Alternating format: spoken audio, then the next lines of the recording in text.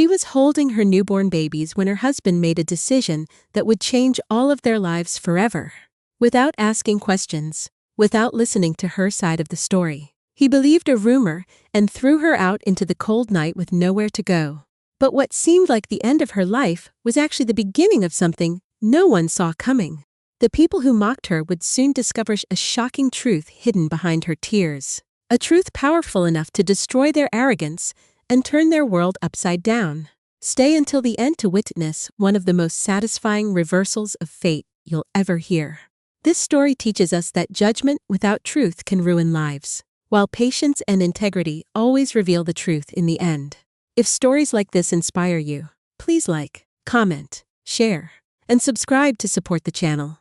This content has been carefully researched, crafted, and manually edited to deliver meaningful lessons and lasting value to our audience. Picture this. It is the middle of the night, with a bitter cold of 28 degrees. A mother stands on a shadowed, frozen porch, cradling her newborn twin sons, barely 10 days old. A man's voice cuts through the air. "Look here, Sarah. We know it all. These DNA tests prove everything. How could you lie to us? Please believe me." Her mother-in-law then shouts that the babies are not his. Then her husband, the man she vowed to spend her life with, violently pushes her into the freezing night. They were convinced she was broke and had no one. They thought she only had $43 to her name, but they had no idea she was the owner of the very house they kicked her out of. She also controlled a vast portfolio of commercial properties across the city. She is a billionaire who had faked being poor for the last 4 years. She did it to find love with someone who wanted her for herself. But tonight, that search was over. Justice she is about to serve is so methodical, so legal,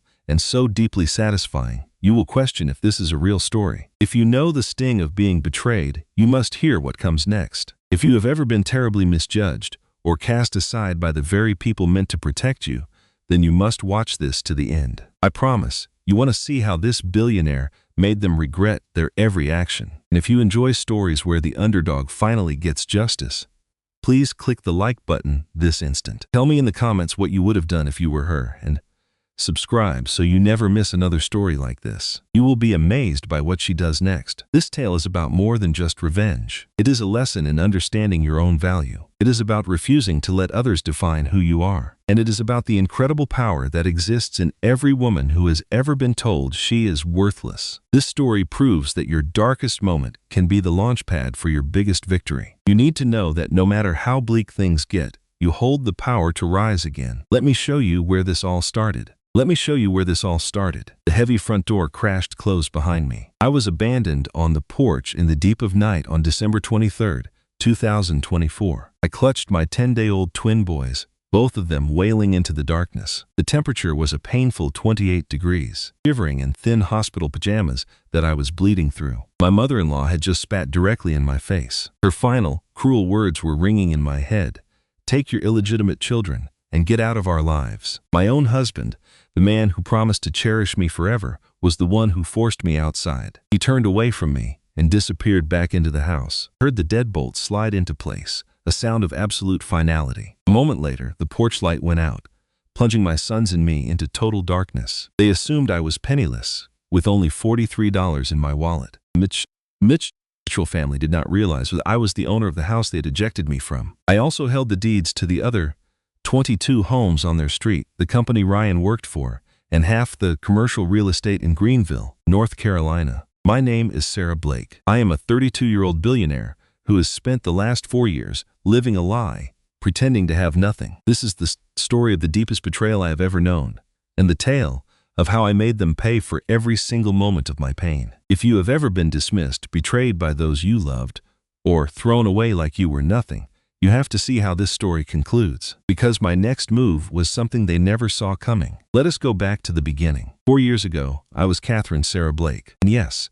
I am part of the Blake family from Blake Holdings. 28 years old, I became a billionaire overnight after taking my parents' failing software company public. My parents, Andrew and Catherine Blake, founded a small software firm for property managers in Boston back in 1995. It was a basic program for landlords to manage rent and repairs. In 2017, they passed away when their private plane crashed in a bad storm. They were gone forever. I was just 25 years old, and inherited a business that was buried under $3 million of debt. It was hemorrhaging more cash every month. Every person I trusted told me to sell it, to liquidate everything and just move on. But I could not bring myself to do it. The company was all I had left of my parents, so sleep became a luxury. I began working 100-hour weeks. I taught myself how to program artificial intelligence. I rebuilt the entire software platform from scratch. I developed Blake OS, an artificial intelligence that could predict maintenance needs, determine optimal rent prices, and manage entire properties without human intervention. By 2020, we had secured contracts with firms in 43 states. In March of that year, we went public. I was officially a billionaire at the age of 28. Forbes called me the prop tech princess. Fast Company labeled me a genius. I possessed everything a person could want,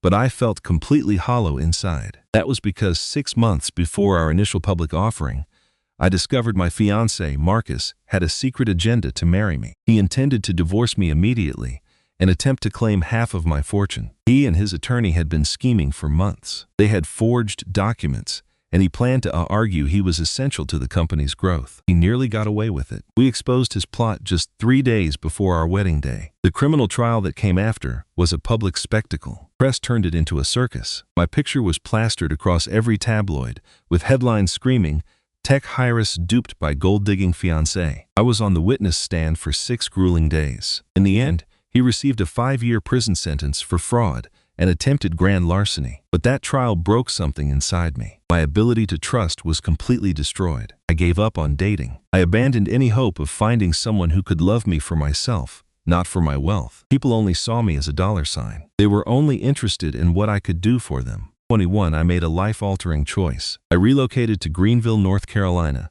a town just big enough that no one would recognize me. I created a whole new identity. Freelance writer. I explained my parents had died and left me a small life insurance payout of $100,000. I let people believe that was just enough money for me to buy a little condo. That became my cover. My attorney, David Harrison, and my assistant, Emma Rodriguez, were the only 2 people alive who knew the truth about me. I delegated my real life to them, from board meetings and stock investments to running my entire empire, all while I attempted to live as an ordinary person. My only goal was to see if anyone could love the normal Sarah. The Sarah who was just a writer. The Sarah who drove a second-hand Honda Civic. The Sarah who clipped coupons for groceries and worried about paying her electric bill. I desperately wanted to be seen as a person, not as a human bank account. I met Ryan Mitchell in September of 2021 at a fundraiser for the Greenville Public Library. I attended because I have always adored libraries.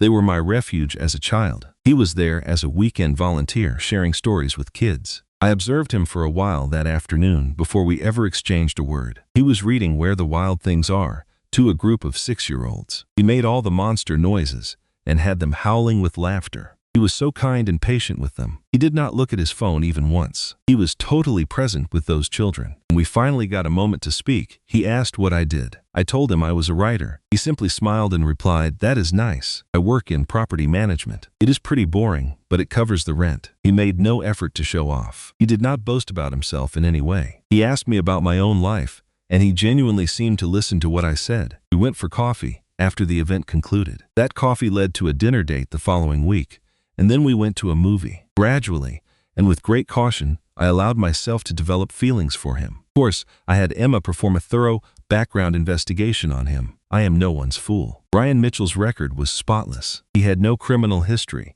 He paid his taxes on time. He carried no debt besides his student loans, and he had a strong credit score. He was employed at a company named Hudson Property Management. In a bizarre coincidence, that firm was owned by one of my own holding companies. It was buried beneath so many layers of corporations that Ryan's own manager had no idea who the true owner was. I observed him for 6 months before we made our relationship official. Have you ever met a family that seemed to exist only to bring you down? I found the perfect man, but his family was an absolute nightmare. Stick around to see what happens when a secret billionaire decides she has had enough. After my last breakup, I had to be sure, and Ryan was completely real. He insisted on paying for our dates, even when I knew he was struggling. He recalled tiny details from our conversations. When I got anxious and distant, he remained patient. He never made me feel pressured. A dozen times that first year, I almost revealed my secret. But every time, the image of Marcus flashed in my mind. I could see the cold, greedy look he got when he learned my secret. That memory always silenced me. I said nothing, and we built a life I believed was genuine. On Thanksgiving in 2022,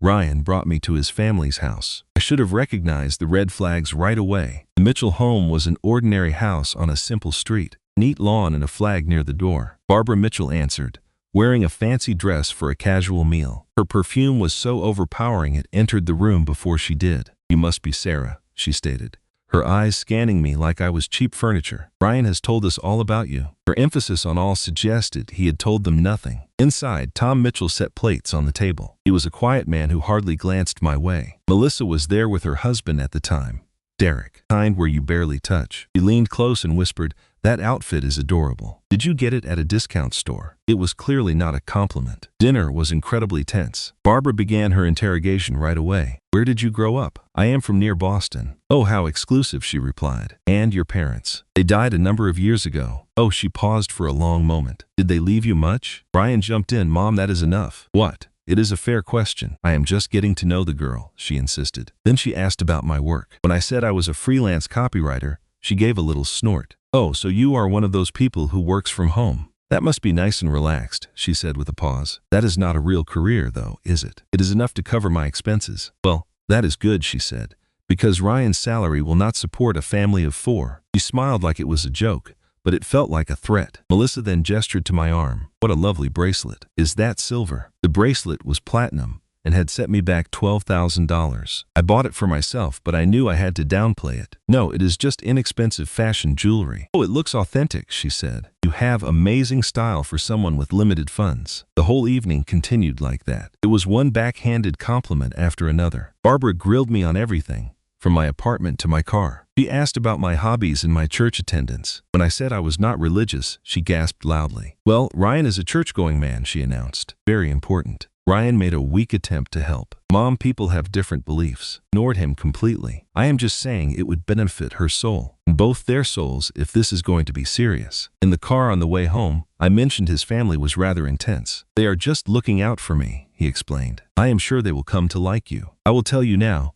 they never came to like me." We were engaged by June of 2023. Ryan asked me at the Botanical Gardens. It was simple and sweet, and it did not cost a lot of money. Adored that about him. He was not a show-off. He believed a picnic with his grandmother's ring was the perfect romantic gesture, and I agreed. Wedding was a small affair in September of 2023 with just 40 people. I covered all the costs, telling Ryan I had saved up for it. The venue alone was $8,000. More on a purse the month before, but he did not know that. Barbara found fault with every detail. She said my dress was too modern and the flowers were too much. The setting was far too casual for her taste. She repeatedly asked why we were not marrying in a church and what others would think. Reception, her toast concluded with, "Welcome, Sarah. Good wife to my son and always put family first." The way she said family left no doubt. She meant her family, not the one we were starting. Even with all that, our first year of marriage was wonderful. Ryan was the best husband I could have imagined. We laughed constantly. We went on a few short trips. Vacations he assumed I was charging to a credit card. I showed him places like Maine, Charleston, and Nashville. We started to create a life. For a brief time, I almost forgot my whole life was an elaborate lie. Almost. We lived in a lovely rental house. It had 3 bedrooms and was about 1,500 square feet. What Ryan did not know was that I owned the house through a private company. I was sending rent checks to myself. In fact,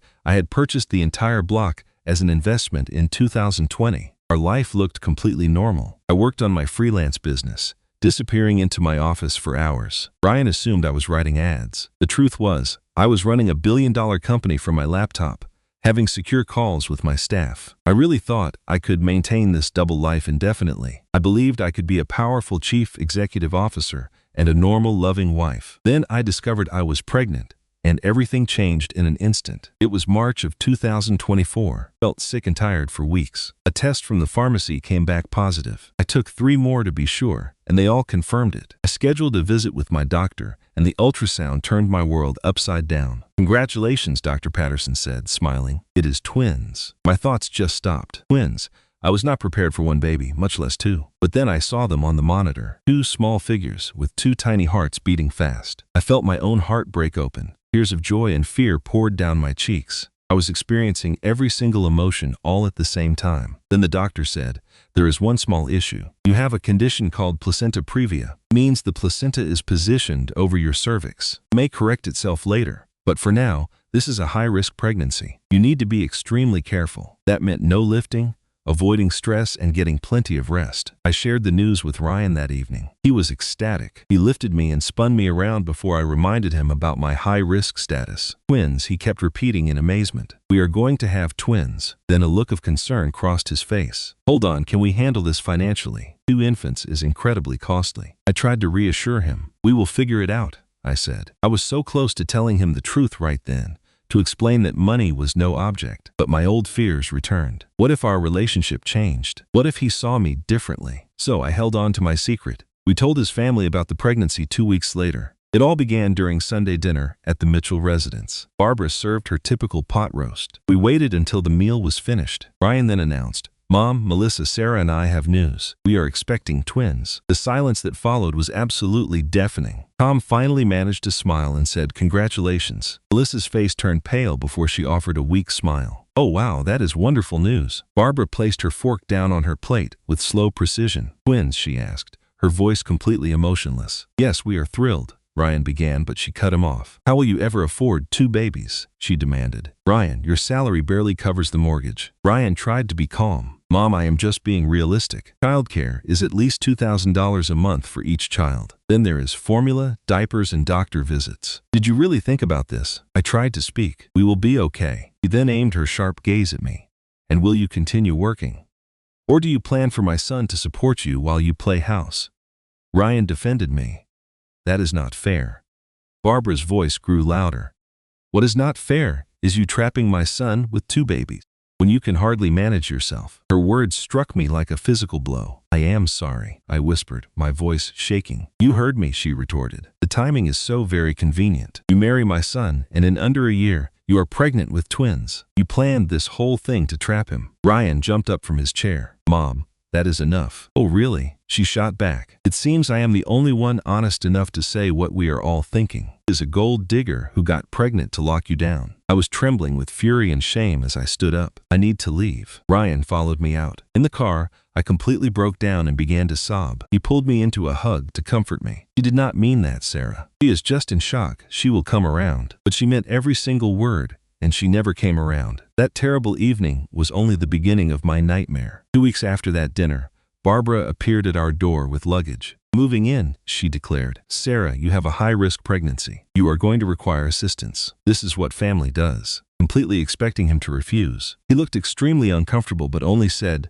"Mom, we did not talk about this." "I am your mother," she replied. "I do not need an invitation to help with my own grandchildren." And with that, she settled into our guest bedroom. That was in late April of 2024. Following 4 months were a slow, methodical process of emotional abuse. She never raised her voice or laid a hand on me. She was far too clever for that. She just dismantled my life, piece by piece, so subtly that Ryan never noticed what was happening. Her first act was to reorganize my house. "Your kitchen is so disorganized, dear. Let me help you with it." She then went into my pantry and threw away half my food, claiming it was not healthy for the babies. Next, she restocked the kitchen with foods I did not like. She took over the cooking, and every meal was something she wanted to eat. After that, she targeted my bedroom. "You should sleep downstairs. The stairs are too risky for you in your condition." She moved me into the guest room, the smallest and coldest room in the house. She and Tom occupied our master bedroom, saying it was just until the babies arrived. Then she started opening my personal mail. "I am just helping you manage the bills," she would say with a smile. She began asking invasive questions about my bank accounts. "What if something were to happen to you, Sarah? Ryan should be on your accounts for an emergency." That was when I finally stood up for myself. "No, my finances are my own affair." Her eyes turned icy. "What are you attempting to hide, Sarah?" "Nothing," I replied. "I just believe in maintaining my financial independence." "That is a peculiar way to phrase it," she said. "Most wives have no secrets from their husbands." After that incident, she began answering my cell phone. I would tell callers. My work clients started leaving voicemails. Eventually, most of them stopped trying to contact me. My freelance work was collapsing, but I could not tell her I did not need the income. I monitored everything I ate. "That contains too much sugar. That has too much salt. Those are too many calories. I was constantly hungry but grew afraid to eat in my own home. She constantly commented on my changing body. You are gaining so much weight. Are you sure you are not eating for 3? She would ask. Your face looks so swollen. You need to be more careful. It is very hard to lose the baby weight after twins. I was only 17 weeks along and I was starting to develop a problem with food. But her cruelest act was to isolate me from everyone. Actively prevented my friends from visiting. Sarah needs to rest, she would tell them. She is not feeling up to having company. When my best friend Emma tried to visit, Barbara said it was a bad time because I was sick. Emma sent me a text message right away. Are you okay? Your mother-in-law is trying to keep me from you. I lied to her. I am fine, just very tired. I will call you later. But I did not call because Barbara was always there, listening to every word and watching every action. Around my 4th month, in June of 2024, I noticed a shift in Ryan. I saw him watching me with a different look, one filled with suspicion and doubt. He stopped showing affection and no longer slept in our bed. You need your rest, he would claim. But I recognized his mother's influence in his tone. I could hear them whispering together in the kitchen late at night. Barbara would say things like, I am just saying. Son, it all seems very convenient. She became pregnant so quickly after you married. It does not seem right. And she is so secretive. Do you ever wonder what she might be hiding? She is not hiding anything, he would reply. Then why won't she allow you to see her bank accounts? What kind of wife does that? Melissa began visiting all the time. She had moved back home with her parents after her divorce. She was at our house daily, adding her own venom to her mother's.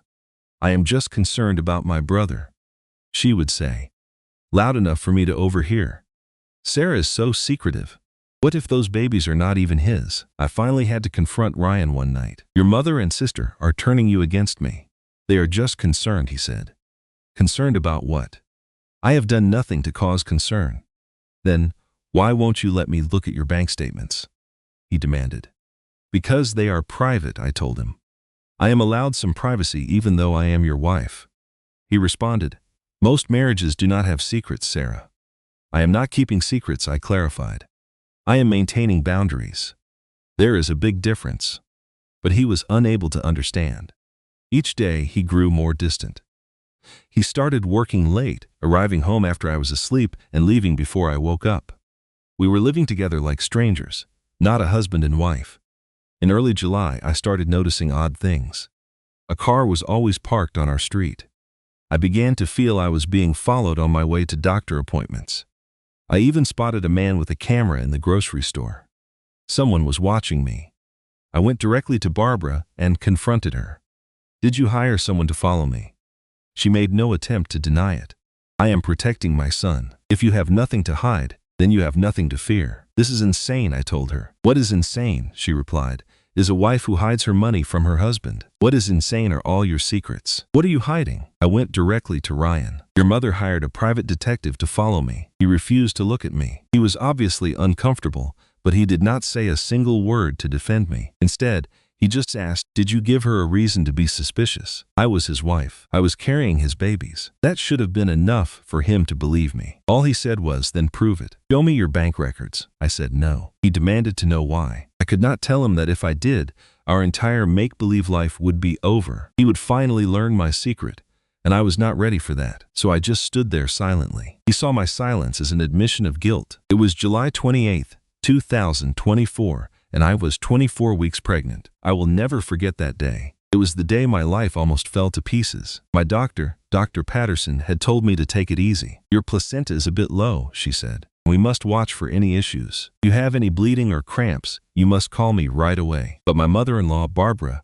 showed zero compassion. Bed rest, she laughed. Women in my time worked in the fields until their water broke. This is absolutely absurd. You were just being lazy. Later that afternoon, she walked into my room holding a laundry basket that was piled high. Take this upstairs, she said to me. The dryer is done. I tried to tell her, I am not supposed to lift anything heavy. Immediately interrupted me. You are not a helpless person. Overdramatic. Ryan was not there, and his father, Tom, was in his workshop. But my sister-in-law, Melissa, was right in the house. She was on the living room sofa, looking at her phone. I picked up the heavy basket and I started to climb the stairs. I felt a sharp, pulling sensation in my stomach with every step I took. When I reached the top of the stairs, I turned to go down the hallway. Suddenly, Melissa was standing right behind me. "Oh, Sarah," she said, "I had a question for you." And then she shoved me very hard from behind, lurched forward, and the laundry basket flew from my hands. I reached out and caught the railing, which kept me from falling. But for several seconds of pure panic,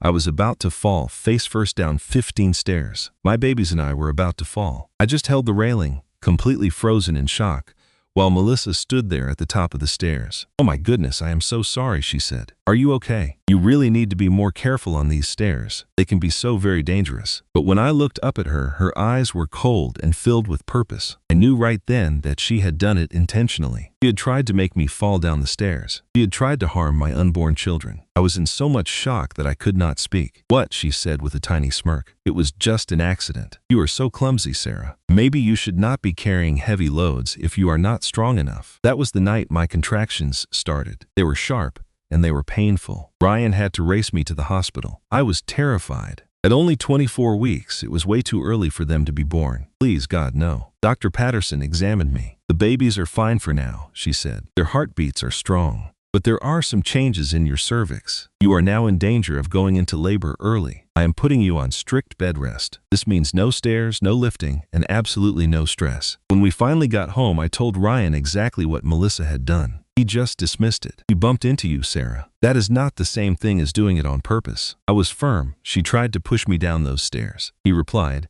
"You are just being paranoid." My voice was trembling as I said, "I am pregnant, and your sister just tried to hurt your own unborn children." Barbara must have been listening from the other room, because she came rushing in. "Melissa would never do a thing like that. How dare you accuse her of something so awful? You fell because you were not looking where you were going. It is time for you to take some responsibility for your own clumsiness." I looked at Ryan, begging him with my eyes to support me, to be my husband. He simply looked away. Later that night, alone in our bedroom, I cried until I could not get my breath. And then I stopped crying. I took out my secret cell phone, the one Barbara knew nothing about. I called my best friend, Emma. "I need you to install hidden cameras all through this house." I whispered to Emma over the phone, "I need them in every room except the bathrooms and bedrooms. I need audio recording as well. Can you get it done tomorrow while they are all at church?" Emma sounded concerned, asking, "Sarah, what is happening?" I just begged her, "Please, just do it." The next morning, a Sunday, while the whole Mitchell family was at worship, a quiet team installers came to the house. They installed cameras and listening devices everywhere, hiding them in the living room, the kitchen, the dining room, and all the halls. They were cleverly hidden as smoke detectors, picture frames, and even electrical outlet plates. From that day on, I recorded every single thing that happened. I was slowly and surely building my case. By early August, I was in my 7th month of pregnancy and on strict bed rest. But Barbara still made me clean, cook, and serve the whole family. "That doctor is just being overly dramatic," she would say with a wave of her hand. "You are perfectly fine." One afternoon, Tom found me in the kitchen. I was on my hands and knees, scrubbing a spot where Barbara had purposely spilled juice and made me clean it up. I was crying because the pain in my back was terrible. I was 29 weeks pregnant with twins, scrubbing the floor on my hands and knees. Tom came and knelt beside me. "Sarah, you have to stop this," he said kindly. "This is wrong." Tears streaming down my face. "Then please help me," I begged. "Please tell Ryan what is going on here." He nodded his head slowly. "I see it now. Too much." Feeling of hope rushed through me. "Will you really speak to him? Will you tell him the truth?" "I will," he promised me. "I'm going to fix this." And I actually trusted him. For the first time in ages, I thought I had found an ally. I thought someone else saw the truth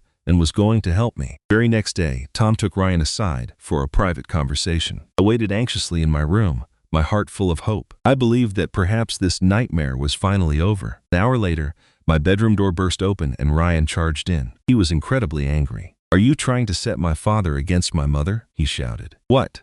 "No, I never would," he interrupted me. "He told me everything. He told me how you have been complaining about Mom. He told me you want to break up this family and force them out of their own house." Cold dread filled my stomach. "That is a complete lie. My father is an honest man, Sarah," he shot back. "But you are not. You have been deceiving me from the very beginning." Then it all made sense. Tom had betrayed our conversation. He must have gone directly to Barbara and repeated what I said. Then, Barbara twisted my words to make me sound like a monster. Later, I caught Tom in the hallway. He would not meet my eyes. "Why did you do it?" I whispered. He stared at the floor. "I am so sorry," he muttered. "Barbara said she would leave me if I sided with you. She said she would take everything. Even threatened to keep me from my own grandchildren. I just could not risk it. I am truly sorry." He then hurried away. At that moment, I realized I was completely alone. Nobody was coming to help me. Not Ryan, not Tom, no one. To survive this, I would have to be my own hero. The investigator Barbara hired, a guy named Derek Thompson, was now shadowing my every move. He was there at my Dr. S appointments, at the supermarket, and even on the short walks I was allowed to take outside. Of course, he never found anything, because there was nothing to find. I was the perfect pregnant housewife, or at least, the perfect prisoner pretending to be one. One day, I overheard Barbara on the phone, sounding completely annoyed. "There is nothing," she complained. "Absolutely nothing. You have to keep looking." There was a pause. "There has to be something," she insisted. "Nobody is this clean." But I was. At least, the version of me she knew, Sarah the copywriter, was. That woman was boring, broke, and completely faithful. In late August, when I was 32 weeks pregnant, I heard a conversation that made my blood run cold. Barbara, Melissa, and Tom were all in the living room. I was supposed to be in bed resting, but I had hidden a small recorder in my pocket, another one of my little secrets. I heard Melissa say, "The investigator did not find a thing. Maybe she really is faithful to Ryan." Barbara replied, "Or maybe she is just very clever. But Ryan needs to see her for who she really is. They said he just needed one reason to question me." Melissa's voice became a whisper. "So what is our next move?" Barbara answered coldly. "What if we manufacture a reason for him?" Tom began to object. "Barbara, you can't be serious about this." She cut him off sharply. "I am talking about protecting our son, and we will do whatever it takes." A feeling of sickness washed over me. They were conspiring to frame me for something awful. I just did not know the details yet. My first instinct was to leave that very moment. I should have taken my emergency bag, called my sister Emma, and simply vanished. But at 32 weeks pregnant with twins, I was paralyzed by fear. I was terrified of giving birth alone. I feared the custody battles that would surely follow if I left before the babies came. And I worried that running away would only make me look guilty of a crime I did not commit. I decided I had to stay. That choice became the worst mistake I have ever made. Melissa knew someone, a tech specialist named Connor Briggs. He was fired from Blake Holdings 2 years prior for selling company information. The man was bitter, broke, and would do almost anything for money. I discovered much later that Melissa paid him $15,000 to create false evidence of an affair. His work went far beyond simple photo editing. Connor was a professional. He used my real social media pictures to generate highly realistic deepfake images. He placed my face on another woman's body in private moments with a male model. He even knew how to fake the technical data on the images to make them appear genuine. He had a career in technology before his life fell apart. But fake images alone were not enough for them. They needed a more believable story. So they made fake online dating profiles with my actual photos. They used a disposable phone to fake entire text conversations. They even generated false GPS records showing me at various hotels. Connor had briefly hacked my phone to steal my location history, which he then modified. They produced counterfeit receipts from restaurants and hotels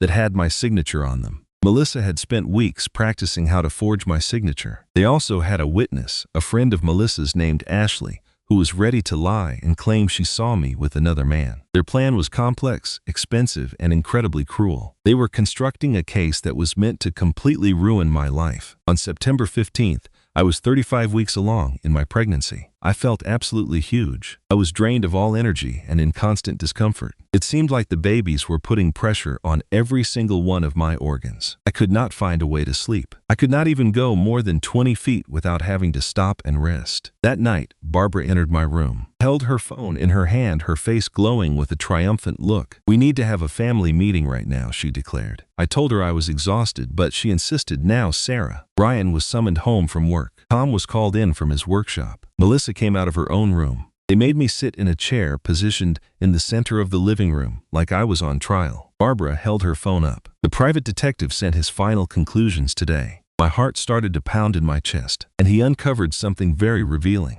He began to swipe through a series of photos. They were images of me, but they were not really me. It looked like I was in a hotel room with a man I did not recognize at all. The photos showed me kissing this man, in bed with this man. "What is this?" I whispered. Barbara smiled and said, "It is the proof that you have been unfaithful to my son." I just shook my head. "Those are not real photos. They are fakes." Melissa then added, "Oh, but there is so much more." She turned her phone toward me. It showed screenshots from dating websites like OkCupid, Tinder, and Bumble. All of them used my photos and my real name. There were even explicit text messages sent to other men. Never in my life used any of those apps. Ryan held a printed sheet showing my phone's location history. "This claims you were at the downtown Marriott 7 times in the last 4 months, he stated. "You told me you were going to doctor's appointments." "I was," I pleaded. "These are all fake. Must have made them." Barbara spoke in a soft voice. "There was an eyewitness, a woman who works at the hotel named Ashley Clark." My head started to swim. She said she had seen me there with a man,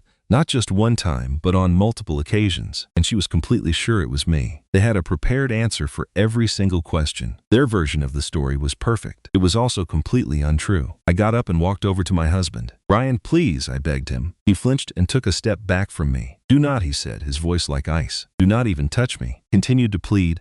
"Those pictures are fabrications. They were created on a computer with special programs. Please just examine them again, more carefully." His voice completely empty. "I have examined them. I have examined all of it. The pictures, the text conversations, all of it. The evidence is solid, Sarah. It is all a lie." I screamed, my voice shaking with panic. "Your mother and sister are setting me up. They want me out of your life. They paid someone to create all of this proof." Barbara used a deceptively calm tone. "Listen to the way you are talking. You sound completely hysterical. You sound paranoid. It could be that the pregnancy is affecting your ability to think clearly." "I'm not crazy," I replied sharply. "I am being framed." Brian refused to look at me. "I am demanding a DNA test after the babies are born." He went on, "Until there is proof that they are my children, I want you to stay away from me. They are your sons." He finally looked into my eyes and they were filled with total disgust. "Are they?" he asked me. "Because at this moment, Sarah, I do not know what is true anymore. I do not know who you are. I do not think I ever really did." With that, he turned around and just walked out of the room. Barbara just gave me a smug little smile. Melissa was typing something on her phone, looked down at the floor. I was left all alone, 8 months pregnant. They had successfully labeled me as a cheater, a liar,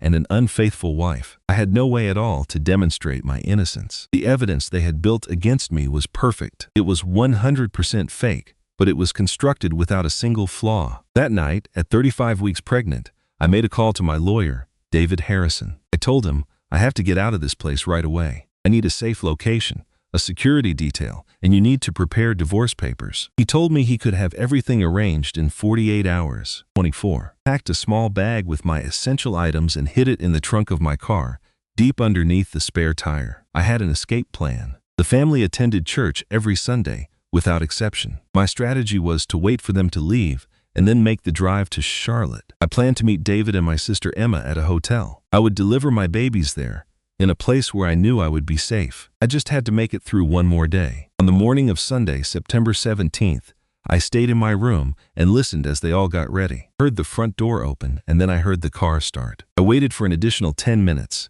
just so I could be completely certain they had left. After that, I stood up, grabbed my purse, and went to the door. Standing right there in the hallway was Melissa. Heart stopped beating for a second. "I thought you were at church," I said, trying to make my voice sound normal. "I decided I would stay home this morning," she answered. Then I noticed she was holding something. It was my emergency bag, the same one I had put in the trunk of my car. "I found this in your car yesterday when I borrowed it," she said. "What were you planning to do, Sarah?" That moment, Barbara came out of the kitchen and Ryan walked in from the garage, not left at all. The entire morning had been a setup. "You were attempting to run away," Barbara said, and her voice was filled with accusation. "You were going to run off with those babies and disappear." "They are my babies," I said back to her. "We will find out soon enough," she said with a snap. "Ryan, please call our lawyer." A few moments later, Ryan was on the phone. Barbara took my car keys, my phone, and my purse right out of my hands. "You will not be going anywhere," she said to me. "Not until those babies are born and we get the test results. And if they do not belong to Ryan, you will leave this house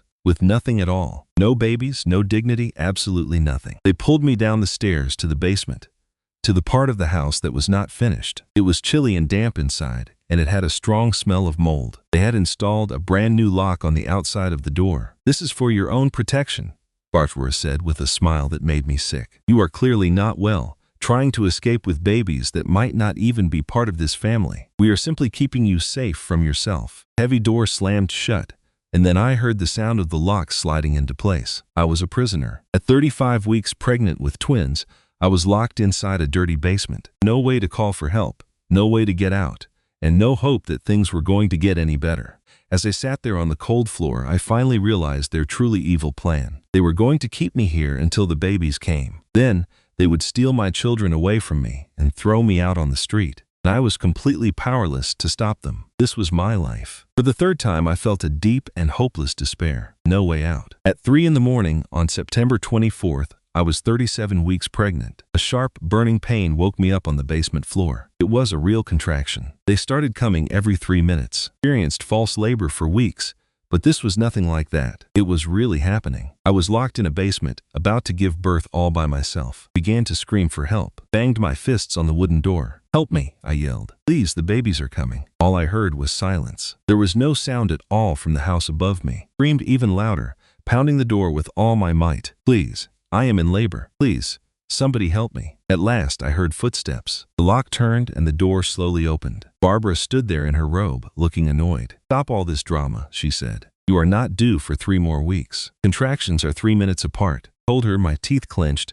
The babies are coming now. It is just false labor, she replied, waving her hand as if I were a bother. You will be fine. Go back to sleep. I am not fine. Another contraction tore through me. I bent over, crying out in pure agony. Barbara simply watched me for a second. Then she closed the door. I heard the definite click of the lock sliding shut. She had abandoned me to my suffering. I do not know how long I continued screaming. Time lost all meaning. My world became nothing but pain, fear, and the terrible thought that I would have my babies alone on a dirty, cold floor. My babies might not survive. I might not survive. And the people upstairs did not seem to care. Around 4 o'clock, a memory flashed into my mind. I recalled seeing an old iPad in a box down in the basement. It had no cell service, but it could connect to the Wi-Fi. I crawled on the floor, my body trembling as contractions came every 2 minutes. Finally turned it on, opened the internet browser and typed in 911.gov. I found a way to text the emergency number. My fingers shook as I typed, I am in labor, 37 weeks pregnant with twins. It is a high-risk pregnancy. In the basement. They will not let me out. Please send help. The address is 847 Maple Drive, Greenville. Please come quickly. I pressed the send button. I just prayed someone would see my message. Prayed help was coming. After 15 minutes that felt like a lifetime,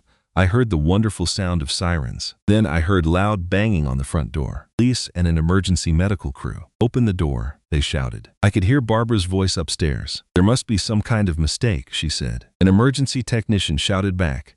We received a 911 text from this house. Woman is in labor. Where is she? I heard more shouting.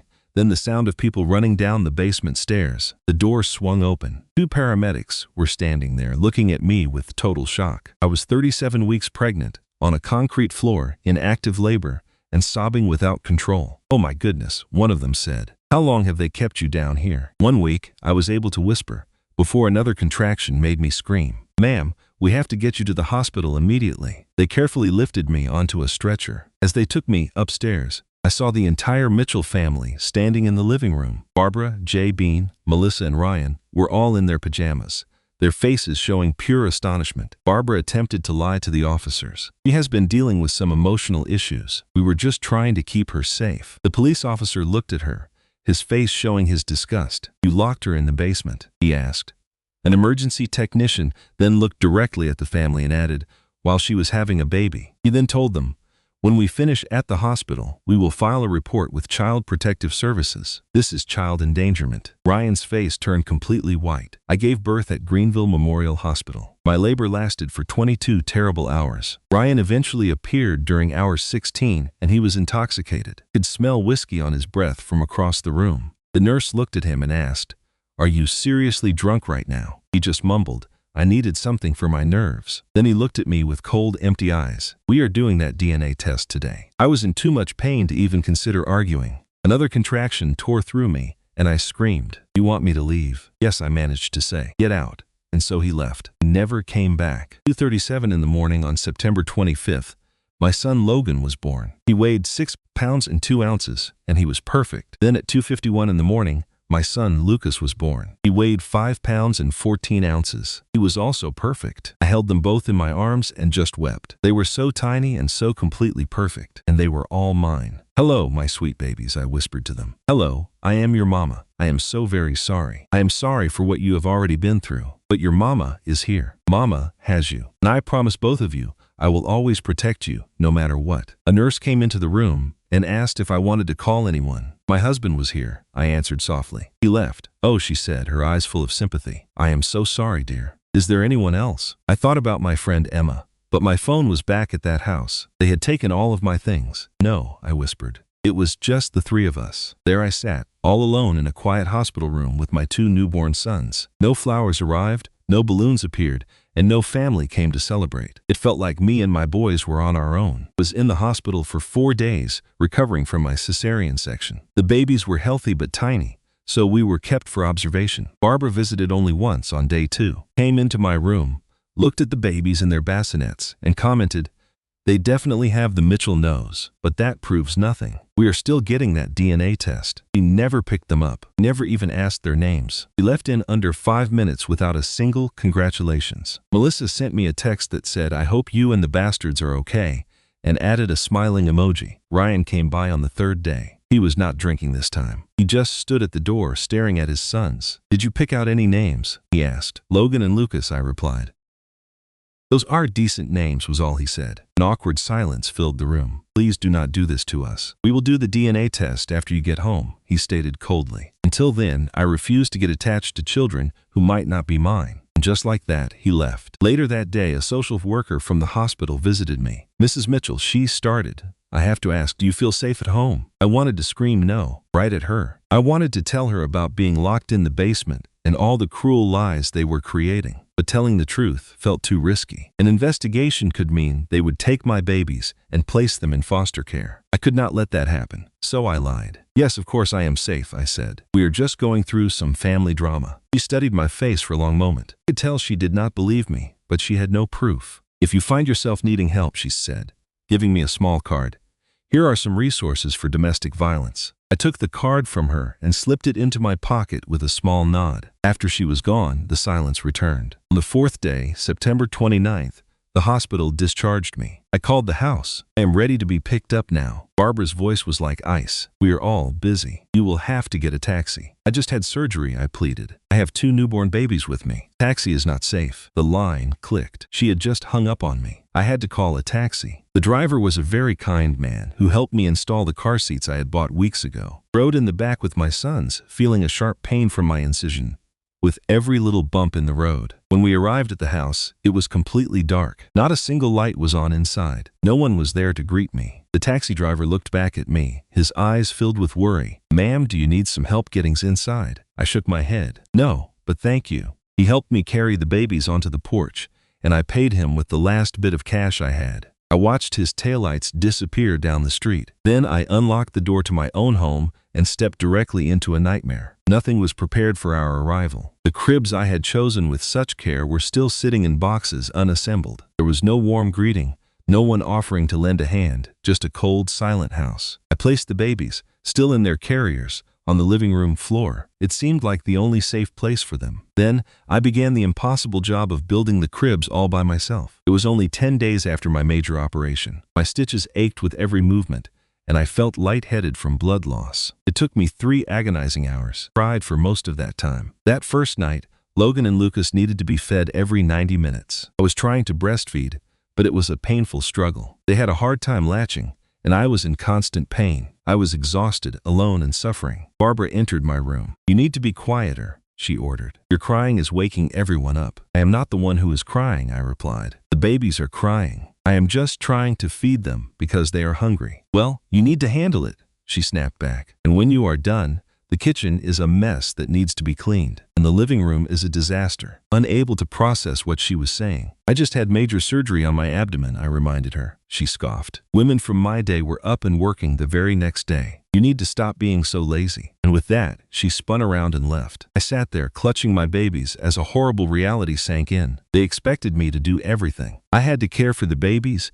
do all the chores, and run the household while I was still bleeding and recovering from surgery. I had no other option, so I did exactly as they demanded. The next few days were a blur of pain. On the second day, I cooked breakfast for everyone while holding a crying baby. My incision felt like it was on fire. I was sure it was becoming infected. On the third day, just after I finally got both babies to sleep, Barbara deliberately slammed my bedroom door. They both woke up wailing. When I shot her a furious look, she just smirked. "Oh, my apologies," she said. I had no idea they were asleep. On the fourth day, I was attempting to pump breast milk. It took 30 minutes just to get enough for one feeding. As soon as I had filled 2 bottles, Melissa walked in, took them and poured them right down the drain. "Oops, my hand must have slipped," she said with a fake sweet smile. I was in total shock. "That took me an hour to pump," I told her. "Well, then I guess you will have to do it all over again," she said. "Or you could always buy formula. You know, with the money you do not have." We walked out of the kitchen, laughing. On the 5th day, we were out of diapers. I begged Ryan to grab some on his way home from work. He never did. He claimed he forgot. I had to use old ripped t-shirts as diapers until the next day. By the 6th day, my cesarean stitches were clearly infected. Skin was red hot and oozing fluid. I knew I needed to see a doctor. I told Barbara about it. Her only response was, "You will be fine. Stop being so dramatic." On the 7th day, I had not slept for more than 45 minutes at a time in a week. I started to see things moving in the corners of my vision. I dropped a bottle and it smashed on the floor. I just stood there, staring at the glass, unable to think. Ryan came in. "Clean this up," he demanded. "You are making a mess." I looked at him. This man who looked like my husband but was a total stranger, and I felt absolutely nothing. On the 8th day, October 7th, at 3 in the morning, I was in the basement again. They had moved me and the babies down there because they said we were making too much noise. I was trying to feed Lucas while Logan screamed in his bassinet. My infection was raging. My fever had spiked to 103 degrees, uncontrollably dizzy, and could barely keep my eyes open. Both of my babies were screaming. Could not remember my last real meal, my last glass of water, or any actual rest. My eyes landed on the water heater in the corner of the basement. It was gas-powered. Could see the control knob perfectly. It would only take 10 seconds. 10 seconds. The thought just appeared in my head. It would be so simple. I could just turn the knob, lie down with my babies, and we would all just fall asleep. This whole nightmare would be over. The 3 of us would finally be at peace, together, away from all this pain. Logan was crying. Lucas was crying. I was crying. My entire body was in agony. The situation felt utterly hopeless. My hand began to reach for the valve. Then Logan stopped crying. He looked directly at me with his big blue eyes, the same eyes as Ryan. Then he made a little cooing sound. In that one brief moment, something inside of me broke. And then it reformed, stronger than it was before. "No," I whispered. "No. Mommy is not giving up. Mommy is going to fight. Mommy is going to get us out of here." I used every last bit of my energy to pound on the basement door. I banged on it and screamed for 20 minutes straight, never stopping until my hands were raw and bleeding. Finally, Melissa threw the door open. "What is your problem now?" she screamed. Then her eyes landed on me, the bloodstains on my clothes, and the crying baby in my arms. For a split second, she looked genuinely frightened. "I need to go to the hospital," I gasped. "The infection, I think I am dying." "Please." She ran to get Barbara. Barbara called 911. But she told the operator, "My daughter-in-law is making a big deal out of some pain. Maybe you should check on her for the baby's sake." For the second time in 10 days, I was riding in an ambulance. The emergency room doctor was enraged. He explained that my cesarean incision was badly infected and I had developed sepsis. "Could have died," he said to me sternly. "Who has been taking care of you? Where is your follow-up care?" I just mumbled that I had been too busy. "Too busy," the doctor repeated, his voice full of disbelief. "You have just been through a major operation. Where is your family? Is anyone helping you?" The social worker, Mrs. Mitchell, was back. She continued, "This is the second time we have seen you in 2 weeks. And both times, we have noticed clear signs of neglect. Please, be truthful with me. Is someone causing you harm?" I glanced at my newborn twins, sound asleep in their hospital bed. I imagined what would happen if I told her the truth. They would go into foster care. I would be separated from my babies. There would be endless court dates. "No," I lied, careless with myself. "I promised to take better care." She obviously did not believe me, but there was no proof. Hospital gave me intravenous antibiotics, monitored me for 18 hours, and cleaned my surgical wound. They advised me to rest. Then they discharged me, sending me back to that horrible house. back to the cold basement, back to my living nightmare. I had only 2 days remaining before they planned to kick me out permanently. The next 2 days were filled with unimaginable cruelty, and I did not know that things were about to become so much worse. On October 8th, my sons were 9 days old. Tech expert named Connor Briggs, hired by Melissa, delivered his final package of so-called proof. It contained more fake videos and cleverly altered images of my supposed dating app use during my pregnancy. He faked location data to show I was at hotels when I was actually at home. He also made fake receipts and other false documents. But his most wicked creation was a fake video call. Using advanced technology, Connor made a video that showed me in a dirty video chat with a strange man, completely real. Talent that went into it was both incredible and horrifying. That evening, Barbara showed Ryan the video. I was completely unaware. I was in the basement with my babies, just trying to make it through the next hour. Ryan saw the video. His face turned pale, then red, then settled into a cold, firm expression. "I want her gone from this house tonight," he stated. "What?" Even Barbara sounded surprised by his tone. "Tonight. I want her to leave my house this very minute," he repeated himself. "Her and those children who are not mine." "Ryan, it is getting very late," Barbara replied. "I do not care. I want her gone now, before I do something I cannot take back." Then Melissa sent a message to Ashley, the supposed witness. Ashley quickly replied with a statement. She claimed she saw me at hotels on 6 different occasions, which confirmed the story. Now they had all the pieces. Their narrative was flawless, solid, and completely false. But Ryan accepted it. Or perhaps he wanted to accept it. It was simpler to believe I cheated than to admit his family was destroying an innocent person. I was in the middle of feeding Lucas while Logan was asleep. Basement doors suddenly slammed open. The whole family stood there on the steps. Ryan, Barbara, Melissa, and Tom. They looked down at me with faces full of absolute hatred. My heart began to pound inside my chest. I sensed something was terribly wrong. Melissa was the first to speak, holding up her phone like it was a weapon. "We know it all, Sarah. We have the evidence, the final piece of evidence." He then showed me a video. It was a fake video of me, or a woman who looked just like me, on a video call with a man I did not recognize. The woman in the video was acting and speaking in ways I never would. "That is not me," I stuttered. "It is fake. It must be made with a computer." Barbara began to yell at me. "Witnesses, we have all the proof. We know you cheated on my son the whole time you were pregnant." Melissa then aimed a trembling finger at Logan and Lucas. "Those babies are not even Mitchell's. You brought another man's children into this home. You have deceived us all." Ryan's face looked like a stone mask, cold and emotionless. "I want a DNA test. Immediately." "Ryan, please just listen," I pleaded. "Watch those videos again. Pay attention. They are fake. Somebody is setting me up." Barbara let out a cruel, sharp laugh. "Do you actually believe someone is plotting against you? You think we are insane? Or is it possible that you are just a cheater and a liar?" Tom had been silent, but he finally spoke. "Ryan, maybe we can sort this out in the morning." "No," Ryan said firmly. "She needs to leave tonight." Clutched Logan more tightly and moved to shield the bassinet where Lucas was sleeping. "It is the middle of the night," I begged. "It is freezing out there. They are newborn babies. They are your sons. Please, Ryan, no matter what you believe I did, do not make them suffer." Melissa began moving toward the bassinet. "Maybe they should stay," she offered. "We will get the DNA test. They are Mitchell's. They stay here. But she has to leave." A feeling of pure terror swept through me. They were really going to try and take my children. "No," I said, my voice trembling as I quickly took Lucas from his bed. I held both my boys in my arms. "No, you are not touching them. They belong to me." Barbara's face contorted with fury. "Nothing. They are the result of you sleeping around with other men. Take them out of this house. Get out."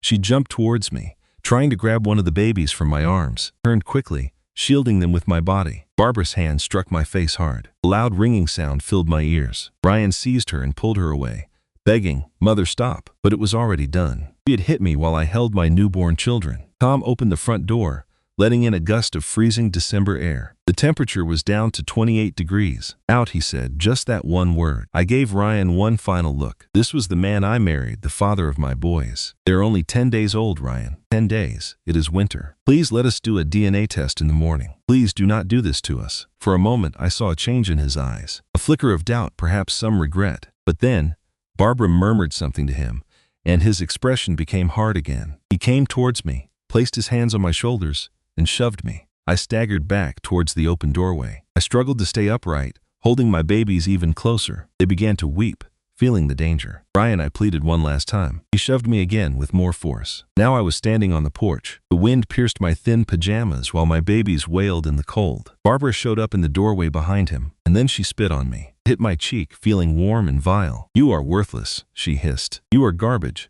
And garbage goes on the street." The door slammed with a noise like a gunshot. I heard the locks click one by one. Then the light on the porch turned off. I was alone in the bitter darkness, bleeding and exhausted, holding my 10-day-old babies. For about 30 seconds, I was frozen, not process anything. I could not grasp the nightmare that just took place. My baby's skin was turning an alarming shade of red. Their cries were piercing and filled with pain. I had lost all feeling in my feet. Blood was trickling down my legs. My surgical wound throbbed with intense pain. I was certain I would die on this porch. My babies would die. This was the end of our story. But then, something shifted inside of me. A switch was flipped. I stopped my tears. I looked at the house and saw the lights go off, one after another. My supposed family was returning their warm beds, not giving a single thought to the woman and infants freezing outside. Cold, firm feeling grew in my chest. It was not fear or sadness. It was anger. Pure, concentrated, ice-cold anger. Whispered to my boys, "Mama is here. Mama, we'll fix this. Promise, they will pay for what they did. Every last one of them will pay." I gently shifted both babies into one arm. With my other hand, I pulled my emergency phone from the diaper bag. This was the phone they were unaware of. My actual phone, linked to my actual life. I called a single number. "David, it is me. I am ready. Please come get us. It is time. What is happening? Where are you?" 847 Maple Drive. We are on the porch. They kicked us out of the house. The babies and me. We are freezing. Please come quickly. I will be there in 5 minutes. Just hang on. I finished the call and curled my body completely around my sons, trying to shield them from the cold. I murmured to them, "Logan, Lucas, Mama promises you will never feel cold again. You will never feel scared again. You will never be hurt again. And the people who did this will deeply regret being born." A set of headlights sliced through the darkness. A black Range Rover stopped at the curb. Emma leaped from the passenger side. David got out of the driver's seat. "Oh my goodness, Sarah." Emma was weeping. She immediately put a heavy blanket around me and the babies. David was already talking on his phone. "I need 2 emergency medics for children at the Charlotte Plaza Hotel. Suite 4000, immediately." My 2 sons, only 10 days old, had been left in the freezing cold. David and Emma gently guided us to the car, where the heater was running on high. Emma held one of my boys, and I cradled the other. Their cries softened as they finally started to feel warm. As we pulled away, I glanced back at the house one last time. Curtain move in a window upstairs. Someone was watching. It could have been Ryan, or it could have been Barbara. A small smile touched my lips, but it was not a happy one. It was the smile of someone who had just declared war. "David," I said, my voice suddenly cold and calm, "I want you to ruin them. I want it done completely, legally, and without a trace left. Can you do that for me?" In the rearview mirror, his eyes met mine. "Yes, I can do that." "And get it done," I commanded. "Use every resource. Do not show any mercy." "What about Ryan? He is, after all, still your husband." Look down at Lucas sleeping in my arms, then at Logan and Emma's children, thrown out like trash by their own father. "Especially Ryan," I whispered. "I want him to understand exactly what he threw away. I want that knowledge to haunt him for the rest of his life." The woman they knew as Sarah Mitchell disappeared that night on the frozen porch. Catherine Sarah Blake, the Billionaire chief executive officer, was back, and she was ready for revenge. We drove to Charlotte, a city about 30 minutes from Greenville. Charlotte was where my real life existed. We went directly to the Charlotte Plaza Hotel, straight to the top floor, a fact the Mitchell family knew nothing about. David had reserved the presidential suite using a different name. When we entered, a full medical team was waiting. A neonatal nurse, a pediatrician, and an obstetrician were there just for us. The pediatrician immediately checked on Logan and Lucas. He assured me, "They are fine. They suffered from the cold, but there is no hypothermia. They will be perfectly okay." My own doctor examined me and my C-section wound, which was infected. "This is becoming serious," she warned. "You need intravenous antibiotics right away. You are severely dehydrated and have lost a dangerous amount of blood, Mrs. Blake. You should be admitted to a hospital." I looked at her and said, "I cannot go. Not right now. I have urgent business that must be handled first." She looked like she wanted to object, but she saw the resolve in my eyes and simply nodded. "Very well, but I am staying here to monitor you." Emma tried to take the babies from me, saying, "Let me take them. You have to get some rest." But I could not stop, not yet. "David," I called out, "I need the entire team assembled here right now." 2 hours later, they were all in the suite's conference room. David Harrison, my family attorney, was there. Tricia Clark, my criminal lawyer, and James Rodriguez, my corporate counsel, were also present. Angela Thompson, my public relations chief, Marcus Webb, my private investigator, and Catherine Lewis, my top financial analyst, completed the group. I walked into the room in a designer suit Emma had brought for me. It was a pearl gray Armani that cost $4,000. In that moment, I looked like a chief executive officer again. Felt like myself. Thank you all for coming on such short notice. Known me by the name Sarah Mitchell. That woman no longer exists. I am Catherine Sarah Blake, CEO of Blake Holdings, and I need your assistance to ruin the family that just threw me and my newborn sons out in the cold. I pressed a button and a large screen behind me came to life. It displayed photos of every single member of the Mitchell family. Target 1 is Ryan Mitchell. Target 2 is Barbara Mitchell. Target 3 is Melissa Mitchell Hartley. Target 4 is Thomas Mitchell. Marcus was the first to speak. Ma'am, I have the full background check you requested 2 months ago. This is what I discovered. He projected his report onto the screen. Ryan was an employee at Hudson Property Management, a company my corporation secretly owned. He had $28,000 in credit card debt and a $15,000 online gambling habit. Barbara was living in a home I owned, rent-free, through a charity I had established. She had embezzled $127,000 from her husband's company and had it in a secret account in the Cayman Islands. Melissa's small boutique was located in a building that also belonged to me. She was buried in $80,000 of business debt. Additionally, her former husband had a restraining order against her, and Tom's consulting business was surviving only because of contracts from my own suppliers. He also carried gambling debts of $45,000. I leaned back, processing the information. Their entire lives are funded by my money. I pay for everything, and yet they threw me out into the freezing night. Patricia, my criminal attorney, spoke up. Viewed all the video and audio you provided. We have clear evidence of child endangerment, false imprisonment, assault, and fraud. We can press criminal charges against all of them. James, my corporate lawyer, added, from a business perspective, we can terminate Ryan's employment, evict Barbara, cancel Melissa's lease, and void all of Thomas's contracts. We can also report Barbara for embezzlement and freeze her offshore account. All of this is completely legal and can begin immediately. Angela, my public relations expert, chimed in, and I can turn this into the biggest media story of the year. Billionaire chief executive officer, living as a simple housewife, abused and discarded by her in-laws with her newborn twins. The video evidence you possess is incredibly powerful. This story will spread across the entire world. I considered my options for about 3 seconds. Do it all, I commanded. Execute every single action. I want them to wake up tomorrow to find their lives completely destroyed. I want every step to be legal, documented, and made public. I want the whole world to know what they did. David looked at me with a concerned expression. This is a very aggressive approach. We could resolve this quietly in court. I am not interested in quiet, I replied sharply. I want public humiliation. I want their family name to become a symbol of cruelty and foolishness. I want them to know what it feels like to lose everything in one night, just as they intended for me. Patricia nodded with full understanding. In that case, we begin tomorrow, December 24th, Christmas Eve. I smiled. That's perfect. Let them have their Christmas in hell. On the morning of Christmas Eve, December 24th, Ryan was woken up at 6 o'clock by his phone. It was his boss, ordering him to come to the office immediately. When he arrived at 7 o'clock, he saw the serious expression on his boss's face. Ryan, Blake Holdings just acquired Hudson Property Management. We are under new leadership. They ran an audit on all employees. Your position is terminated effective immediately for a severe violation of the company's ethics code. You were recorded evicting your wife and newborn children into freezing weather. Blake Holdings has a zero-tolerance policy on domestic abuse. Ryan's face turned pale. How could they know? Who told them? Your severance pay will be $0 due to the cause for termination. Security will now escort you from the premises. Ryan was walked out of his office at 7:30 on Christmas Eve morning. He had no job, no severance, and no future prospects. When he got to his car,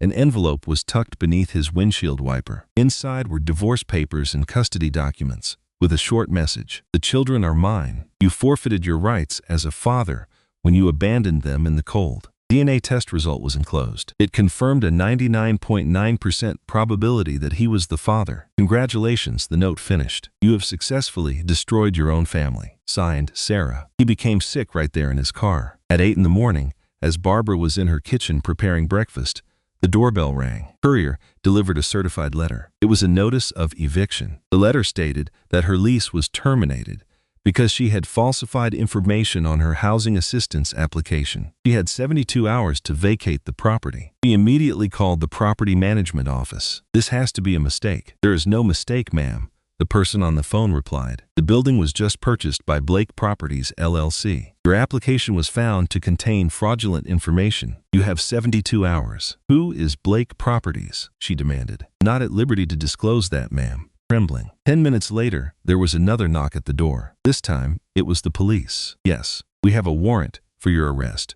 for embezzlement, fraud, and money laundering." They placed her in handcuffs and read her rights to her. Tom just stood there in complete shock, watching them take his wife to a police car on Christmas Eve morning. The judge set bail at $100,000, which Tom could not afford. He had to remain in jail. When Melissa arrived at her boutique at 9 o'clock, she saw an eviction notice on the front door. The building had been condemned due to many code violations. All tenants were told to vacate the property right away. Called the building's management. "What violations are you referring to?" "The new owners conducted an inspection," the manager explained. "Fire code violations, electrical issues, and mold. The owner is Blake Commercial Properties." She went in to pack her belongings and found another envelope. It was a civil lawsuit for defamation, fraud, conspiracy, and emotional distress. The person suing her was named Catherine Sarah Blake. The lawsuit was for $2.5 million. It included photos from the fabricated videos, bank statements for her payment to Connor Briggs, and their text message history. Proof was all there, crumpled to the floor. They had everything they needed. That same morning, Tom got 3 calls. His most important clients were canceling their contracts. His bank then called, demanding immediate repayment of his business loan. A firm called Blake Financial Services had just acquired it. Within 3 hours, Tom had lost 80% of his income and now faced a 6-figure debt due immediately. He called Ryan. "Something is going on. Someone is out to ruin us." Ryan's voice was empty. "I know who is behind this." "Who? Tell me who it is." "It is Sarah. Sarah is the one doing this." "You mean your copywriter wife?" "How could that be?" "Dad, I do not believe she is a copywriter. I do not believe we ever knew the real her at all." They all convened at the house, Tom, Melissa, and Ryan. Barbara was still in jail. They sat in the same living room where they had schemed against me. The room where they had dismissed me as trash. Tom's spoke first. "Someone named Blake is systematically dismantling our lives," Melissa whispered to him. Deep silence fell over the room. "No, that is not possible. She is a nobody." "Did you ever actually see her bank records?" Tom asked, his question sending a chill through the air. "Ryan, did you ever really know her at all?" Ryan's composure shattered. "Oh my goodness," he breathed.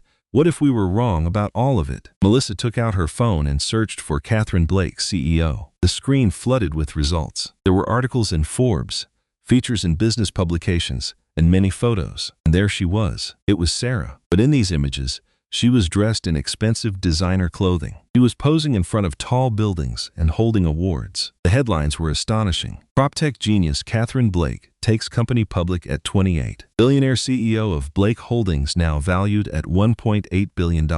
Catherine Blake, the youngest woman to become a self-made billionaire. Melissa's phone fell from her grasp. "Oh no, this cannot be real. It cannot be." Ryan grabbed the phone and stared at the display. He was looking at his wife, his billionaire wife, the one he had cast out into the freezing night. This just was not possible. But the proof was right there. Every article and every photograph confirmed the unbelievable truth. Sarah Blake was actually Catherine Blake, a billionaire chief executive officer, and they had called her worthless. They had hurt her. They had forced her and her newborn sons out of the house. His own children, thrown into the freezing night because they believed she was a nobody. Tom finally said what they were all dreading. "We are ruined. We are absolutely, completely ruined." Ryan stared at the photo on the phone. It showed Sarah, or Catherine, looking confident and powerful. He had tried to destroy her. Now he had given her every reason to destroy him instead.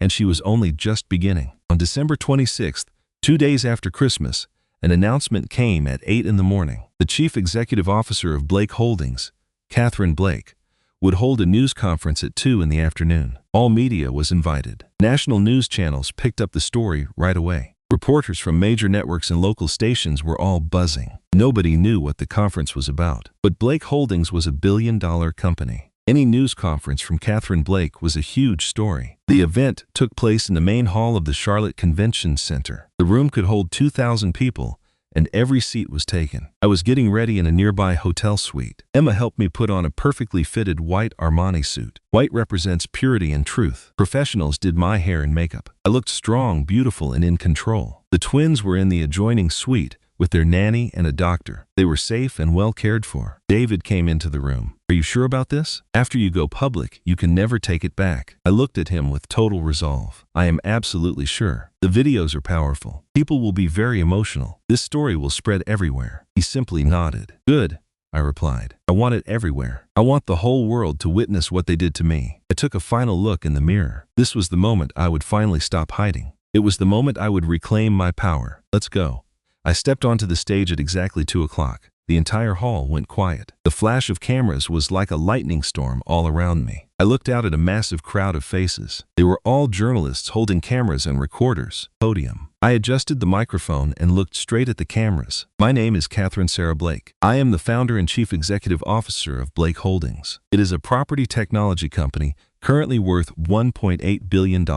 32 years old. I built this company myself after my parents passed away in a plane crash 7 years ago." Paused for a moment to let that sink in. "I am also the woman you may have seen in videos circulating on the internet. Videos that show me being forced from my home at midnight on December 23rd. I was holding my 10-day-old twin sons in 28-degree weather. I was still healing from a C-section. Those videos show me on a porch, bleeding, holding my crying newborn babies. I was begging not to be thrown out like garbage." The room suddenly erupted in noise. Reporters began shouting questions all at once. Raised my hand. "Please, let me finish my story first. You can ask your questions afterward." The room became silent again. 4 years ago, I met a man named Ryan Mitchell. I shared the whole story. Told them why I chose to hide my identity. I described how they mistreated me during my pregnancy. I told them about the fake pictures, being locked in the basement, the birth of my sons, and being kicked out of my house. While I spoke, large screens behind me began to play videos. They showed footage from hidden cameras and played secret audio recordings. The audience watched, completely shocked. They saw Barbara pour my breast milk into the kitchen sink. They saw Melissa push me near the stairs. They watched Barbara lock me in the basement. They saw the family plotting to create fake evidence. They watched them present it to me. They saw Barbara spit in my face. They saw Ryan shove me out the door. And they saw me on the porch with my babies in the bitter cold. By the end of the videos, half the people in the room were crying, incredibly angry. After the videos ended, I began to speak again. They threw me out because they believed fake pictures that suggested I cheated on my husband. They would not even listen when I told them it was not true. They decided to believe lies instead of trusting the mother of their own grandchildren. I paused and a heavy silence hung in the air. What the Mitchell family did not know is that they were living in a home that I own. They were working for companies that I own. They were living on money that I provided. I was the source of their entire lifestyle. The crowd gasped and started whispering. Ryan Mitchell worked for a company I own, and he never knew. Barbara and Tom Mitchell lived for free in a house I own through a charity I started. Melissa Mitchell's shop is in a building that I own. Their entire lives were dependent on my generosity. I let that truth settle in. And this is how they repaid my kindness. They locked me in a basement. They created a fake story about an affair. They threw me and my newborn babies out into the freezing cold on December 23rd, just 10 days after I had a C-section. I was bleeding, I had an infection, and I could barely stand. My voice grew stronger and more firm. I am not a victim. I am a mother who will do anything to protect her children. I am a business leader who will not accept abuse. I am a woman who refuses to be silenced or cast aside. I displayed the next slide, which showed photos of Ryan, Barbara, and Melissa. Today, I am announcing that I am divorcing Ryan Mitchell and seeking full custody of our sons. I am also filing criminal charges of child endangerment against Ryan, Barbara, and Melissa Mitchell. We will file criminal charges of fraud against Melissa Mitchell for creating the fake evidence. We will file embezzlement charges against Barbara Mitchell for stealing $127,000 from her husband. I am also filing lawsuits for defamation and emotional distress. Furthermore, I am cutting all business ties with the Mitchell family. Finally, I am donating $5 million to start the Haven House Foundation. It will be a shelter and support center for abused mothers and their children. The room exploded into noise again. I raised my hand one last time. I am sharing this story not just for revenge, although justice will be served. This kind of abuse can happen to any woman. Wealthy women experience it. Poor women experience it. Educated women experience it. It happens secretly, in large houses and in small apartments. If this is happening to you, please listen. Write down every single detail. Always trust your gut feelings. Get legal protection for yourself. Leave as soon as it is safe for you to go. And please know that you deserve much better. You deserve to be safe, respected, and loved. Do not ever settle for less. Thank you. I walked off the stage into a frenzy of activity. Within 30 minutes, the press conference was everywhere. It became the top story in the world, with headlines like Justice for Sarah and the Blake twins and the Mitchell family. In the first 24 hours, the videos had 200 million views. Every news channel covered the story. A billionaire chief executive officer hidden as a housewife reveals horrible abuse. A family throws out a chief executive officer and her newborns, not knowing she was a billionaire. Blake Holdings' chief executive officer shares a shocking story of domestic abuse. Opinion articles filled the internet. It created a massive storm on social media. Famous people tweeted their support for me. Oprah wrote, "This woman's courage is amazing." Reese Witherspoon posted, "Every woman deserves better than this." Ellen DeGeneres said, "Abuse is in every community at every income level." The Mitchells were now prisoners in their own home. Reporters were waiting outside, and their phone numbers were shared online. They got thousands of angry messages and threats, which I publicly condemned. Ryan went to the grocery store and was recognized right away. People started yelling at him. "You threw your own babies out." Another person said, "Look at this real man, throwing his newborn sons into the cold. Your wife was a billionaire, and you treated her like she was nothing." He fled the store without buying anything, but he could not escape at home. Barbara, who was out on bail, tried to defend herself on Facebook. She wrote, "She was lying to us." The comments that followed completely tore her apart. One person commented, "So you tormented a pregnant woman just because she was secretly wealthy." Another wrote,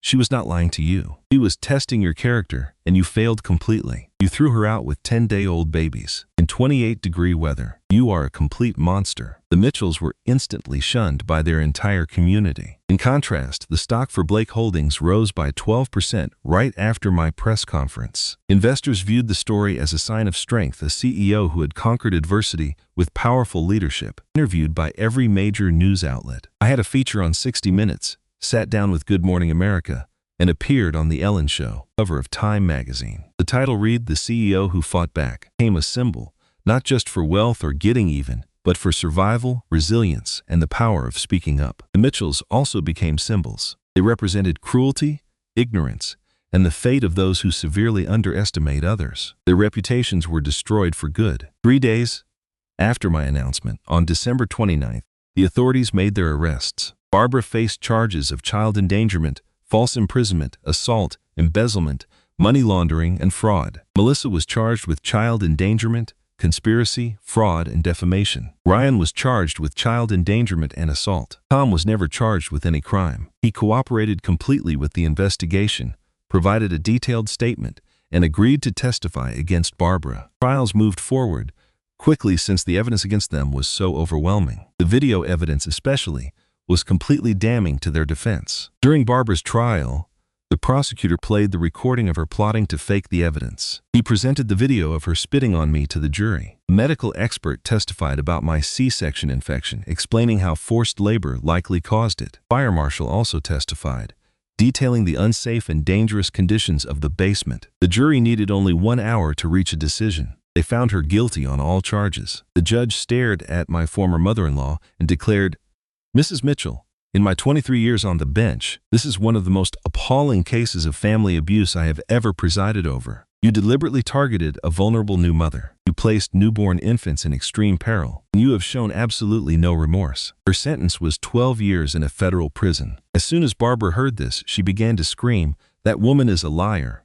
She got exactly what she deserved." The judge simply stated, "It was your own son who needed to be protected from you." Melissa's federal trial, an FBI forensic specialist testified about the manipulated images. Connor Briggs also took the stand, having made a deal for immunity. He informed the court, "She paid me $15,000. He continued, "She instructed me to make the pictures look as authentic as possible." Text messages between Melissa and Connor were then displayed for the court to see. Melissa had typed, "Make her look awful." Connor's response was, "These will be very persuasive." Melissa's reply was, "Perfect. I want her out of the picture." The verdict was guilty. He was sentenced to 6 years in federal prison and a $25,000 fine. During Ryan S. trial, his attorney attempted to claim he had diminished capacity from his mother's powerful influence, but the prosecutor simply showed the video. Ryan was seen shoving me out the door, his face cold and devoid of all emotion. I was then asked to take the stand to testify. It was the first time I had laid eyes on Ryan since that terrible night. The prosecutor began, "Mrs. Blake, could you please describe for us what took place on the night of December 23rd? I remained composed and steady. My husband ejected me from our home. I was just 10 days postpartum. I was bleeding from an infected C-section. I was holding our newborn sons. It was 28 degrees outside. He shoved me, then he went inside and locked the door." Prosecutor continued, "Did he say anything to you?" He said he was not sure if the babies were his. This was after I had repeatedly told him they were. I even offered to get a DNA test the very next day, but he decided to believe lies instead of having faith in me. He chose not to shield his own children. Prosecutor then asked, "And how did that make you feel?" For the first time, I looked straight at Ryan. I felt betrayed, heartbroken, and utterly and completely alone. Ryan was crying uncontrollably in the courtroom. The jury found him guilty of child endangerment, but not guilty of the assault charge. They believed he had been manipulated. He received a sentence of 3 years probation, court-ordered therapy, supervised visits only, and $3,000 a month in child support. Mr. Mitchell, your own profound weakness enabled the abuse of your wife and your children. You were too cowardly to confront your own mother. You chose loyalty to an abuser over the protection of your family. I hope you use every single supervised visit to reflect on exactly what you cast away. I also brought a civil suit against the 3 of them for emotional distress. The jury awarded me $2.5 million from Barbara, $1 million from Melissa, and $500,000 from Ryan. I gave every single dollar to the Haven House Foundation. I explained to the press, I have no interest in their money. I want them to learn that their choices have consequences. I want other abusers to know what can happen when you pick on the wrong person. It was a lovely late spring evening, in that magic hour right before the sun sets. My penthouse now features a rooftop garden, which I had installed shortly after we arrived. Logan and Lucas are waddling on the grass, chasing bubbles that Emma is blowing for them. Emma's daughter Sophie, who is now 4 years old, is helping them pop the bubbles. Wooden bench, simply watching them all. I am in jeans and an old Georgetown t-shirt. I am not wearing any makeup, and my hair is in a loose ponytail. I feel at peace. Emma stops blowing bubbles and joins me on the bench. "How are you doing today?" she asks me. I nod slowly. "Yes, today is a good day. Dr. Morrison says I am getting better. Sleeping through most nights now. Nightmares are not as frequent." "Great to hear," she says. We sit quietly, watching the kids play. You know, it is fine to not be fine, right? You do not always have to be the tough CEO. I offer her a small, sad smile. I am so over people calling me strong. I do not feel strong at all. Barely held together, with tape and pure stubbornness. "That is just called being human," she says with a gentle voice. "That is much stronger than pretending that everything is perfect." Logan toddles over, stumbles, and lands on his bottom. He instantly begins to cry. Go to him right away, scoop him up, and check on him. "You are all right, little guy? It was just a tiny fall. See, nothing is broken." Logan stops crying, wipes his face on my shirt, and squirms to get down. Then he runs back to play with the other children. "You are such a wonderful mom," Emma says. "Look at my boys." I am a very scared mom. I wake up afraid every single day. I worry someone will try to take them from me. I worry I will mess them up. I worry that I am not good enough for them. "That is just love," Emma tells me. "You are doing everything right." Car pulls into the parking lot below us. Tom gets out holding a shopping bag. I feel a little tense. It is hard to break old habits. Calls up, "I am a bit early. Should I wait?" "No, please come on up," I say. Tom walks up the stairs to the rooftop garden. The boys see him and run to him, yelling, "Pop, pop." He kneels down slowly and gently. "Hey boys, see what I brought you." He takes 2 little toy dump trucks from the bag. The boys are so happy. He sits on the grass with them, playing and making sounds like a truck. The boys are laughing with so much joy. Emma watches him closely. She does not trust him. She probably never will. "Do you really trust him?" she asks softly. "He took the stand," I say. "He was honest. He is making an effort. My sons should have one grandparent who is not a complete monster." "He let a monster run wild for 40 years, she reminds me. "I am aware of that," I reply. "He is the only one who felt truly sorry. The only one making the effort to be better. So I am offering him this one chance, with supervision." Tom glances my way, meets my gaze, and silently mouths the words, "Thank you." I give a small nod back. My phone vibrates. A text from a number I do not know. I know I should ignore it, but I cannot help but look. The message reads, "Please, I am aware I do not deserve this. I understand that I ruined everything. But please, speak with me just once. Let me explain. Let me say sorry the right way. Pleading with you, Sarah. Please, Ryan." I gaze at the screen for a long time. Emma looks at it from over my shoulder. "Will you write back to him?" "No." "Good," she replies. "He is only seeking forgiveness to ease his own guilt. That is no longer my responsibility. My duty is to keep my son safe, and letting him back in our lives puts them at risk. This is the man who abandoned them in the cold at just 10 days old. But what if people can change? What if his apology is real? He can prove it by respecting my rules. He can pay child support when it is due. And he can arrive for his supervised visits clear-headed and ready. He can prove himself by doing the right thing without me watching over him." I erase the text without ever answering. I no longer feel hatred for him, feel nothing at all. And that emptiness is true freedom. We are quiet for some time, just watching the kids play. Since then, Blake Holdings has grown to a value of $2.2 billion. I have appeared on the cover of Forbes 3 different times. Our Haven House Foundation is now active in 8 states. In only 18 months, we have assisted 2,847 mothers and their children.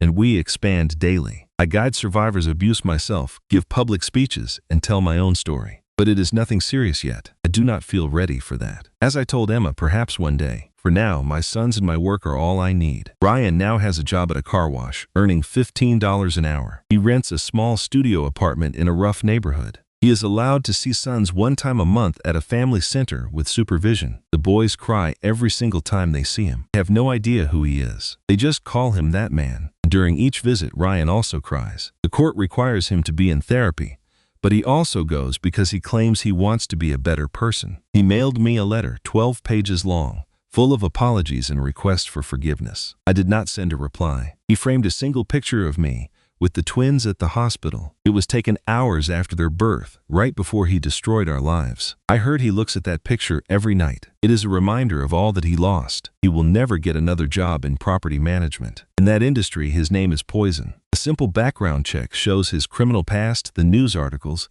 and the videos online. Now he is totally alone. He is a broken man who must live with his decisions. Barbara is now serving the 2nd year of her 12-year sentence in a federal prison in West Virginia. Her job is in the prison laundry, paying 12 cents an hour. No one comes to see Barbara at all. Ryan attempted a visit once, but she refused to see him. Shortly after that, Tom filed for divorce. Melissa is in another prison, equally alone. She sent a letter that began, "I am so sorry. What I did was wrong. Please, forgive me." I threw it in the fire before reading any more. Barbara will be 74 when she is released, assuming she lives that long. Melissa has finished 2 years of her 6-year sentence in a federal prison in Kentucky. Lost custody of her daughter from her previous marriage.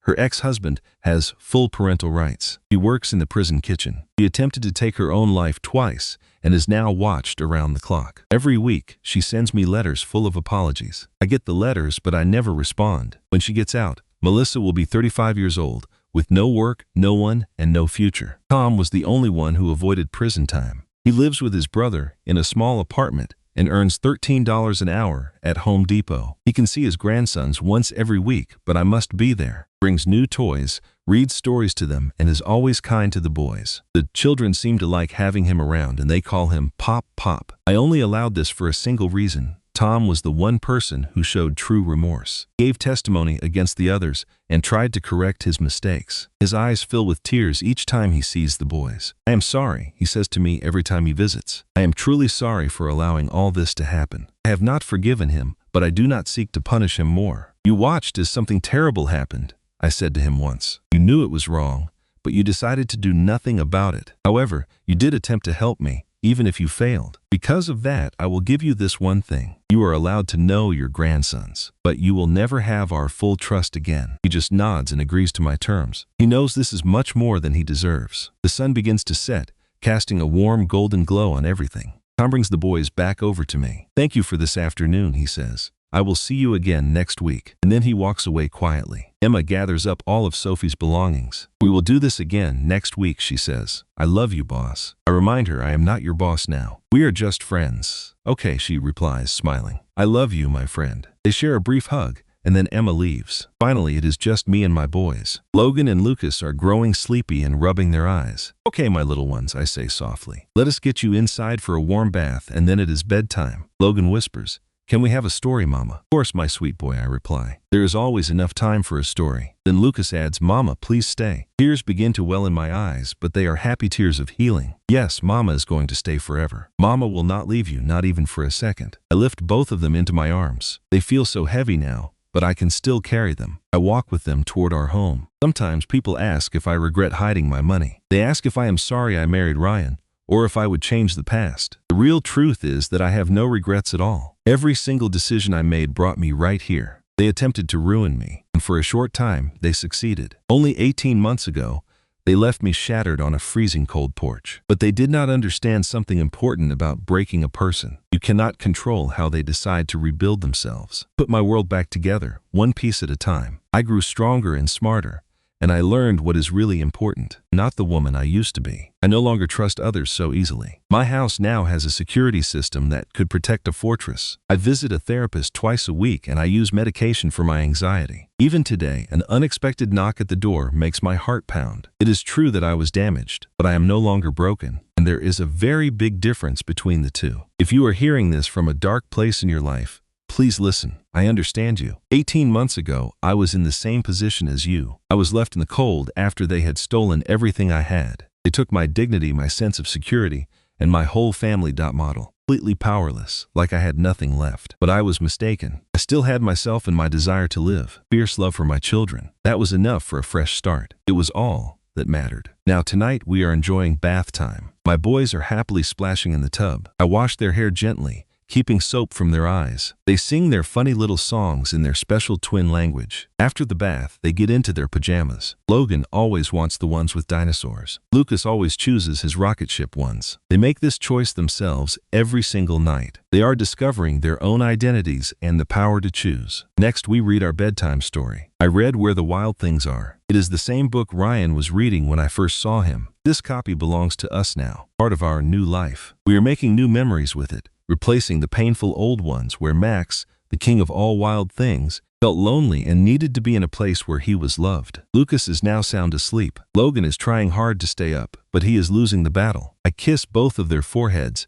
turn on a small lamp, and pull the door nearly shut. Then walk down the hall into my own bedroom. Sitting on the edge of my bed, I pick up my phone. I open the Haven House Foundation page and browse the pictures. I recognize the faces of women I have been able to help. I see babies sleeping peacefully in secure homes. I see families beginning to mend and become strong again. Our official records show we have now aided 2,847 families. My own hardship was not pointless. It served a real purpose. It transformed into a better kind of power. It was not the power of money and influence I once had. This was a real power. The power to help people change, to end destructive patterns, and to rescue others. I put my phone down and look at a picture on my nightstand. In the photo, I am holding my twins just after they were born. I look completely worn out, but my face shines with pure happiness. I am the winner. My victory was not seeing them in jail. It was not about taking their wealth away. I won because I am finally free. I won because my sons are safe and joyful. Won because I decided to fight for my own life. I can hear the soft, even breathing of Logan and Lucas on the baby monitor. That night on the porch was the darkest moment I have ever known. But it was also the genuine start of my new life. It began a life where I no longer had to act. A life where I no longer concealed who I am. A life where I stopped making myself small to make others feel powerful. They had discarded me like I was meaningless. And from that low point, I rose again like a phoenix. I turn off my lamp, lie down, and close my eyes. Sleep finds me much faster now. Bad dreams are rare, and the fear is no longer constant. Tomorrow, I will wake. I will kiss my boys. I will make their breakfast, go to my job, and continue building my new legacy. More mothers, and I will live my life. My authentic life. One I chose. This is the life I earned. It is a life that no one can take from me. My name is Catherine Sarah Blake. I am a billionaire. I am a chief executive officer. I am a survivor. But I am more than those labels. I am a mother, and I am free. Bright sunshine floods the kitchen through large windows, preparing pancakes. The boys are in their high chairs, babbling to one another in their silly twin language. Logan looks directly at me and says, "Mama, happy." I stop what I am doing and just stare at him. I take a second to absorb his beautiful face, his innocence, and the pure trust in his eyes. Yes, my sweet boy. Mama is very happy. Then Lucas extends his small arms to me and says, Love you, Mama. Tears fill my eyes, but this time they are happy tears. They are healing tears. I love you both, too, more than all the things in this world. Lean down and kiss each of their heads. They both start to giggle, their sticky hands getting into my hair. Do not even care. Emma walks in with coffee for us. We stand there together, simply observing the boys enjoy their meal. It is a wonderful mess. You really accomplished it, she says softly. You came through it all. I just smile. We did it. I correct her. I never would have gotten through this without you. So, what is next for you? You got your justice. You built a new life. You created a foundation. What is the next big challenge you plan to conquer? I look at my boys. I look at this life I have made. A safe, happy, and liberated life. Nothing, I answer. There are no more challenges to chase. Just this. Just being present with them. Just our ordinary life. That is more than enough for me. It is everything. At that moment, the boys laugh loudly at a secret they share. It is the perfect, pure joy that toddlers have, and I find myself laughing right with them. It is a true and open laugh. This is my new life. This is my family. And this right here is my joy. Thank you for following my story to its conclusion. If it moved you, made you consider your own inner strength, or gave you hope, please click the like button and leave a comment with your feelings. What do you think you would have done in my situation? Your own story has value, and I would be honored to read it. If you have a friend who needs to hear a hopeful message today, please share this with them. And if this is your first time here, please subscribe to our channel and turn on all notifications. You will not miss another story like this one. Never forget this. People may be able to knock you down, but they cannot control how you rise again. You are far more powerful than you believe. Our team has carefully created and edited this content to bring you inspiration. Every story is made with the purpose of helping you conquer life's challenges and find your own strength.